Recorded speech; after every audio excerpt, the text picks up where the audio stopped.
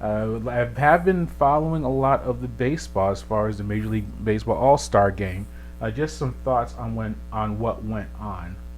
I did not appreciate seeing the political ads during the All Star game yesterday about the game being in Colorado instead of Atlanta, Georgia. Maybe we have closer ties to it because we are based in Atlanta, Georgia, and we all know the story of the game being pulled and issues over voter rights and potential protest and guys not coming to the game. But I wanted to watch the ball game and see everything that was going on. I don't need to see the those ads take place, and I'm not taking sides on it. If you're Democrat, Republican, there are issues on both sides. I mean, I have opinions on where I think, but both sides are wrong and have rights and wrongs in the argument. But the point is, I'm trying to watch a ball game. I don't need to see those political ads. So I thought that was not very nice.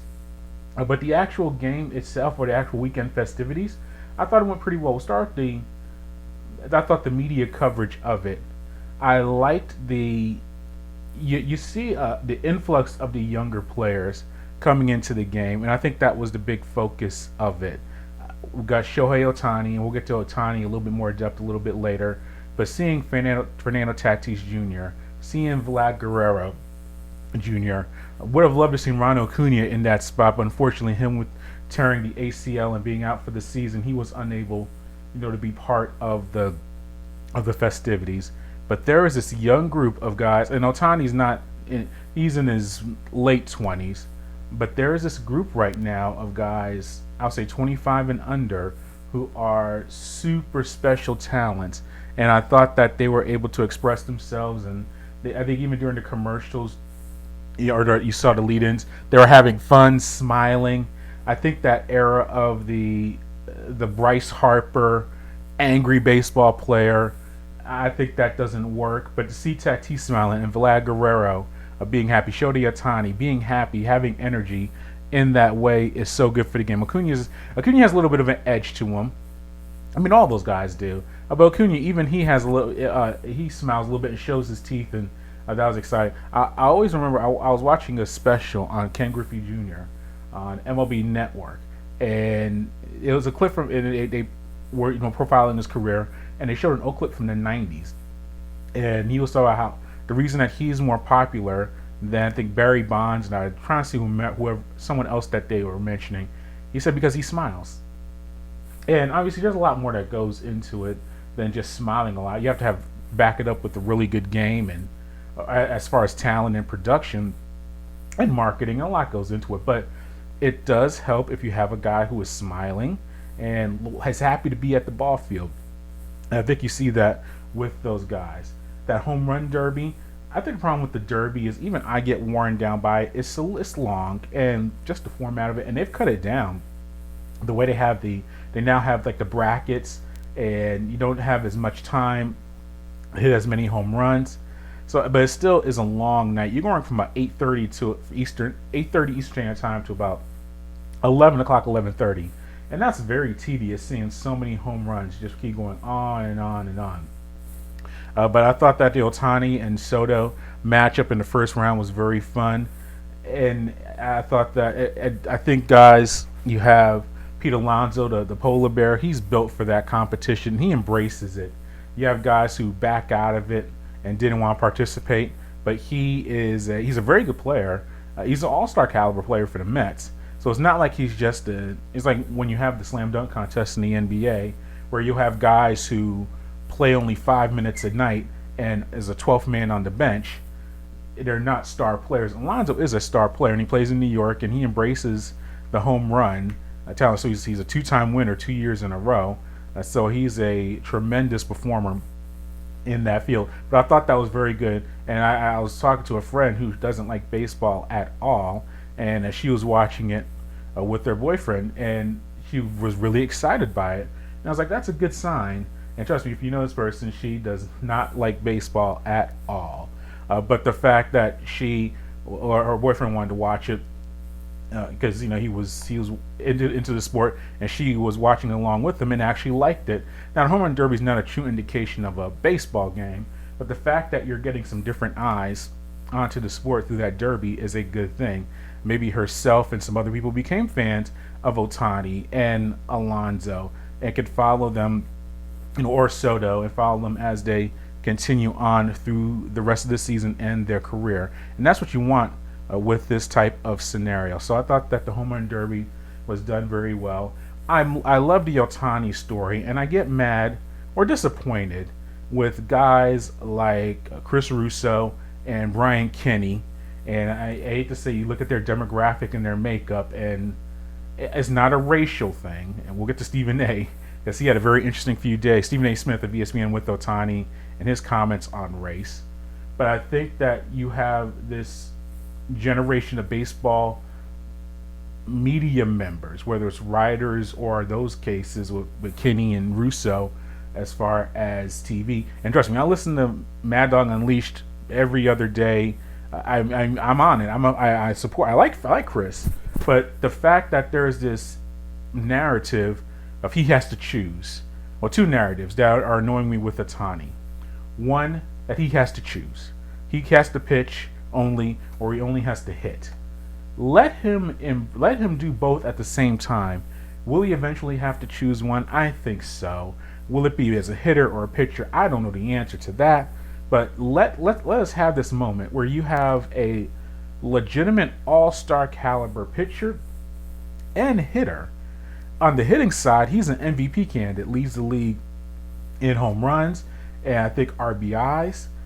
And you have a pitcher who is pitching at a very solid level and is not just a guy that you throw in for an inning just to get some outs. He is starting contests. He has a good strikeout ratio. And you have to appreciate a guy of this talent doing both of them at the same time. I think his emergence is a very good thing for the league. Now, for the international side, yes. But for a lot of other baseball players, I've dealt with this as far as a family member.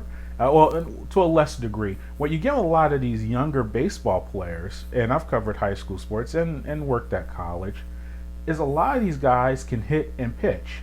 And they do it since they're in pee-wee baseball or Little League baseball, in high school, even into college. Trust me, a lot of these guys, if he's a top level pitcher, he's probably a good athlete and can hit at a pretty solid level. But unfortunately, when you get to college or you get to the minor leagues, if you're drafted out of high school, they make you choose.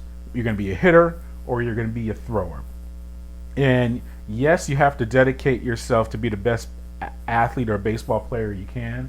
And I'll say 99.99% of people should make that choice and probably dedicate themselves to one of those things.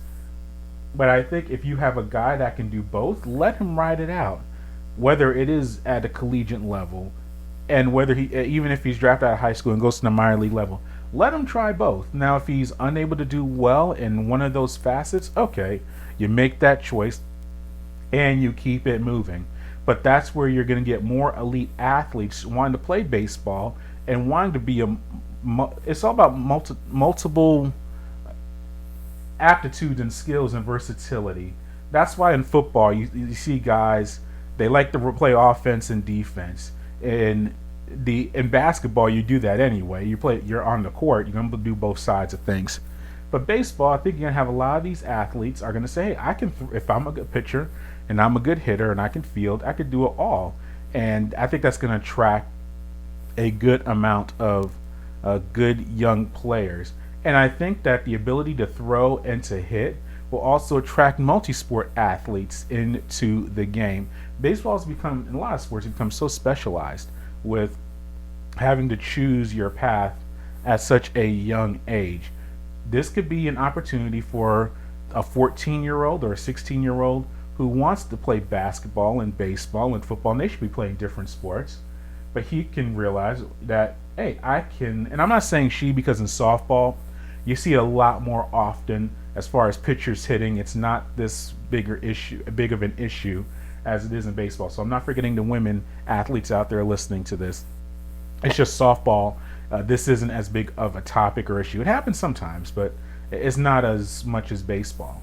But I think Ohtani being successful as a hitter and a pitcher is going to attract different level of athlete into the game of baseball, or keep guys involved in the game of baseball. And that's really what you want to see, because I'm sure a lot of those all-stars at some point, on the fielders, there are pitchers at some point.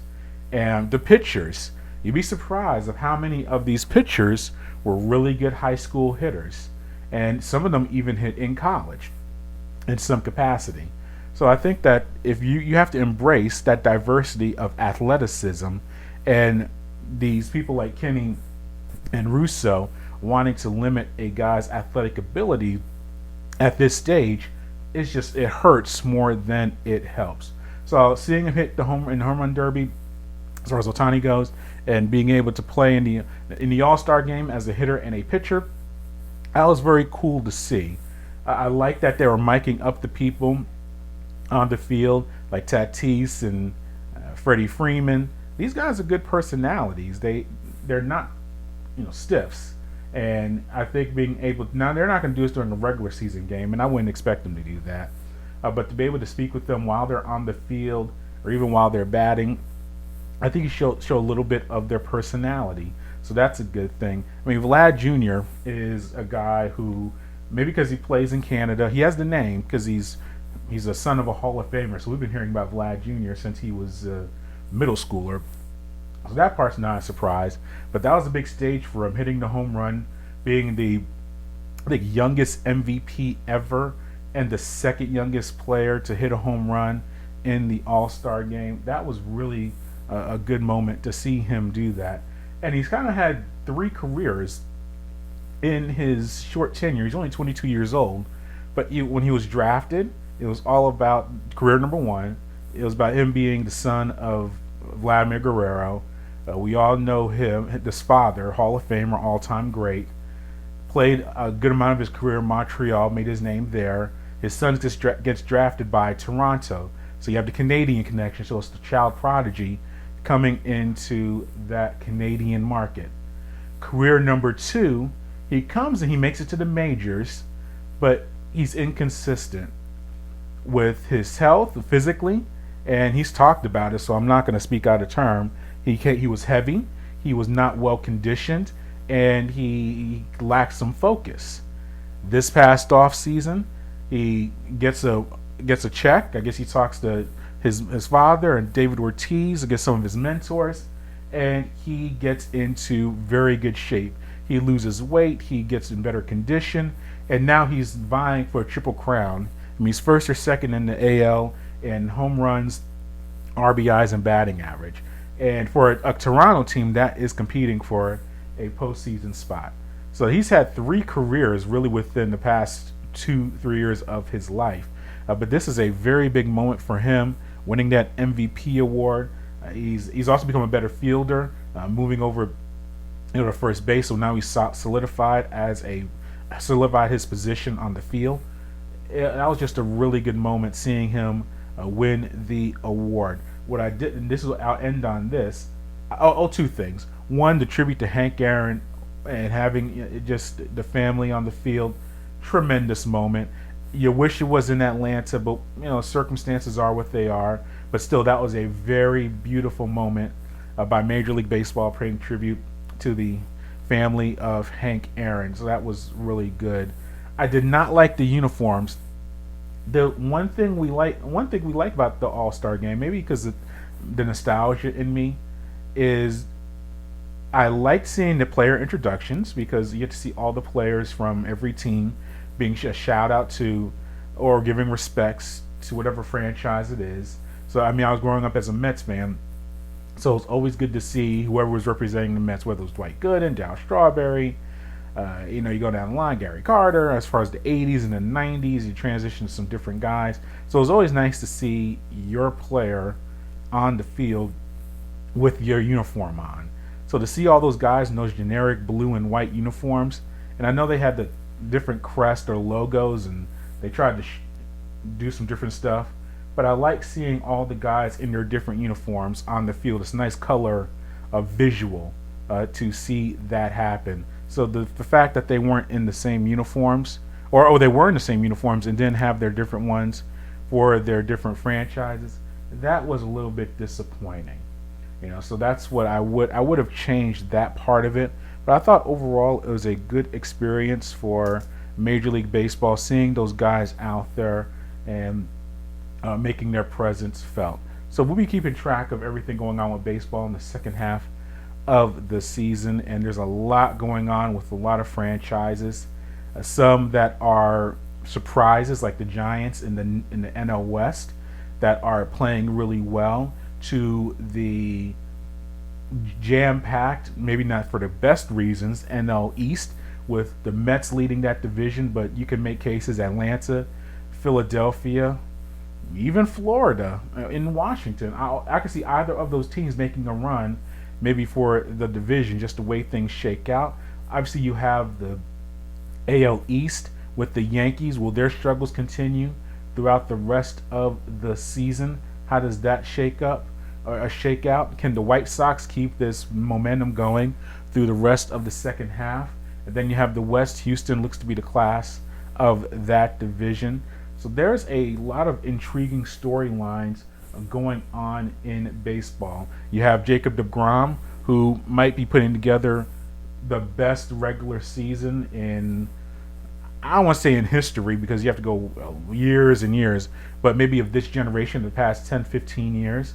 Is he an MVP candidate?